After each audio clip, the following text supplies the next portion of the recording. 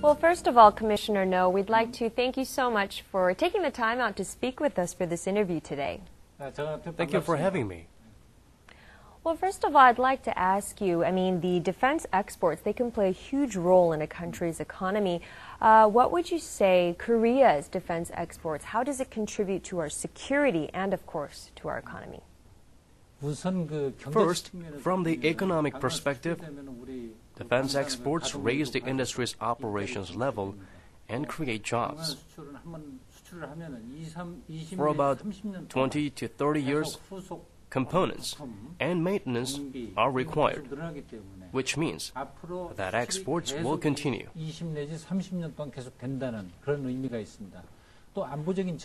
From the security perspective, weapons development is not cheap. Through exporting our weapons, we're able to share our expenses with importing nations.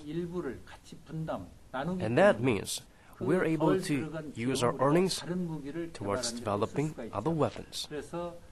So, defense exports are important in preventing costs from the security standpoint as well.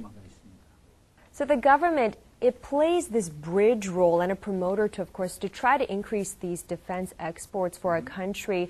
Then maybe you can explain a little bit more specifically how the government exactly does that. Weapons are usually procured by a nation's military or the defense ministry. And so, it's difficult to establish such contact, especially as a private enterprise. So it is important that our government act as a bridge. Private corporations prioritize sales, but most countries tend to dislike buying from other nations. If we're able to set up trade ties with other countries, say through civil servants among others, and help lay the groundwork for further cooperation, deals go more smoothly. Given this, when there's a private enterprise that wants to sell products, our government facilitates with expanding bilateral cooperation through imports and other means. In doing so, it actively plays the role of matching respective needs. So you've been very busy in India, in Indonesia for some of these defense conferences. Maybe you can share with us some of the outcomes. Yeah.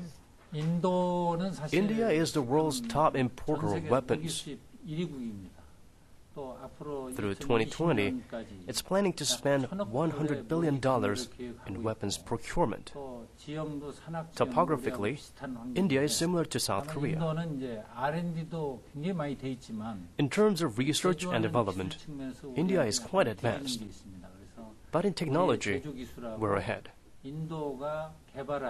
So combining our technology with India's R&D creates an ideal win-win scenario.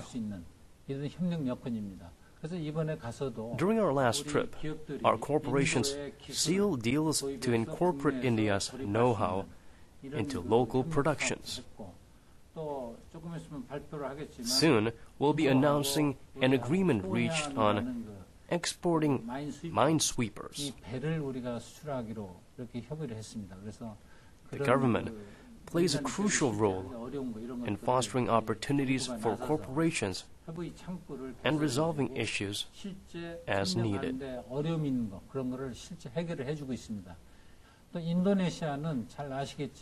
As you may know, we've been collaborating closely with Indonesia. We've already finalized contracts on T-50 and submarines and others.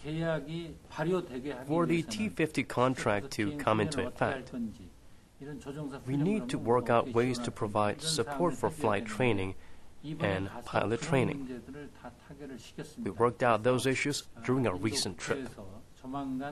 We're expecting an approval from the Parliament soon. Private corporations encounter difficulties in their bid to set up business corporation, which we help resolve through our meetings. What are some of the defense exports that Korea specializes in? And maybe you can share with us a little bit more on that. Last year, our defense exports hit $2.4 billion. This year, our goal is set at $3 billion. And as of June, we've logged $1.5 billion. So we're on track towards reaching our goal. We have many deals in the works, which should be sealed in the coming 6 months. They're related to the supersonic trainer jet T-50. We're also expecting to export basic trainer jets, self-propelled artillery, logistics support ships, and man-pads. Now, these are man-portable surface-to-air missiles. Critics say that a lot of these defense exports and weapons, they can actually incur more unnecessary military competition. Then what would you want to say maybe in defense against those types of thoughts? To sustain peace, weapons are necessary. Aggressors will attack those who are not able to defend themselves. That would trigger a war. As such, peace can be maintained only when countries possess enough weapons. The weapons we develop are not for offensive purposes. South Korea's weapons are defensive weapons, and so they're designed to accurately track and target incoming attacks. Defensive weapons are essential to maintaining peace. When a nation possesses too many weapons, doubts are cast over whether they are for peaceful purposes or for warmongering. So, it's important to have just an adequate supply of weapons. Furthermore, South Korea does not export weapons to terror organizations or hostile nations. We have, of course, the construction on the naval base on Jeju Island, and that is receiving some mixed reviews there. There's a lot of tension between security interests, and then, of course, there's environmental interest as well. What should we prioritize? Is it security? Is it environment? What do you think? Security and environment are both important. But when national security is lost, we are at war, and war would wreak havoc on the environment. Security can be seen as a fence that protects our economic ventures and environmental activities. And without this fence, environmental and economic pursuits are difficult, and our daily livelihoods would be at risk. So security is of utmost importance. Without security, other merits cannot be pursued. We must prioritize security, and by achieving it, we'd be able to pursue environmental conservation and economic ambitions in earnest. There's a movement within the defense industry. They want Korea to become a little bit more green when it comes to our defense weapons. Maybe what are some green policies you can maybe share with us, the direction that we're moving, how we're getting there? South Korea's green technology adopted in the defense industry is at about 70% of the level seen in developed nations. So there's a 30% gap. Among the technologies, we're quite advanced with regard to waste ammunitions, secondary batteries, and reserve batteries. We're developing ways to ensure that ammunitions do not pose chemical problems on crops after they're discarded. In the future, we plan to use green technologies to make lighter weapons that are high-tech and energy-saving. The United States is pursuing a project known as the Great Green Fleet. They plan to halve the Navy's energy use by 2020. In keeping up with the times, we need to further develop our green technologies in order to sustain weapons exports. in the future, the ability to develop and use cutting-edge weapons, this can really determine the outcome regarding conflicts, right?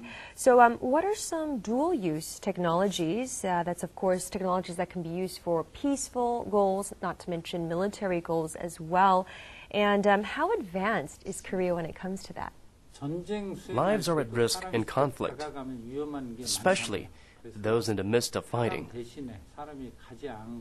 So unmanned weapons that do not require human presence are widely adopted these days. Remotely controlled robots and weapons will play crucial roles in future warfare, which we're working hard to develop. In particular, we're talking about reconnaissance aircraft, medium-altitude aircraft, that can conduct surveillance in areas which are more than 100 kilometers away. Also, we're looking at small unmanned reconnaissance equipment, 15 centimeters to 1 meter big, that can be used to patrol bases. The military initially launched the development of such unmanned weapons, but there's a great demand in the private sector as well.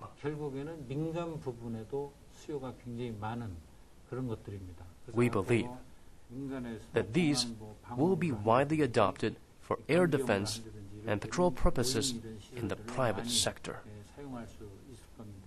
Maybe for our international viewers, you can share with us some of the most representative weapons that Korea is currently working on or exporting.